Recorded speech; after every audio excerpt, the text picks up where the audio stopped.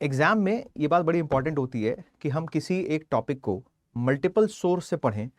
उससे बेहतर ये है कि हमारे पास कुछ लिमिटेड सेट ऑफ बुक्स होना चाहिए, हमारे जो जिन नोट्स को हम जो रेफर करते हैं, और उन्हीं नोट्स का हम मल्टीपल टाइम रिवीजन करें। ऐसा नहीं है कि एक ज्योग्राफी के टॉपिक को तुमने 5 अलग अलग किताबों से पढ़ लिया, इसमें कोई महानता नहीं है, ठीक है, राइट? क्योंकि इसकी जरूरत भी नहीं है। बेहतर यह है कि आपकी उस टॉपिक पर कमांड हो, इसके लिए आपने जो भी एक ऑथेंटिक सोर्स फॉलो किया है, चाहे वो एनसीईआरटी है या कोई भी आपने किताब फॉलो करी है, ज्योग्राफी की text book, standard text book, या किसी इंस्टीट्यूट के नोट्स भी फॉलो किए हैं मान लो आपने, उसी नोट्स को मल्टीपल टाइम रिवीजन करो।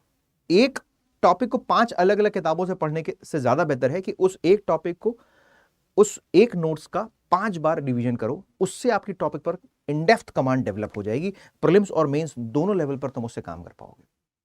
मुझे उम्मीद है कि ये पॉइंट आप लोगों को क्लियर हुआ होगा। मार्केट में बहुत सारा भटकाव है, यहाँ नोट्स वहाँ नोट्स। आप जाते हो भंवर कुआं में, ढेर सारे नोट्स सजे हुए होते हैं दुकानों में।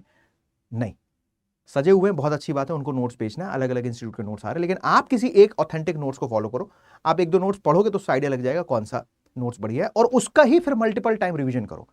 और अंततः आप किसी भी इंस्टीट्यूट्स के नोट्स पढ़ लो या कोई भी टेक्स्ट बुक पढ़ लो, खुद के जो बनाए हुए नोट्स होंगे, तुम्हारे जो सेल्फ हैंड रिटन नोट्स होंगे, जो तुम्हारा सिनॉप्सिस होगा, वही एग्जाम में काम आएगा, चाहे प्रीलिम्स की बात हो या फिर मेंस की बात हो, राइट?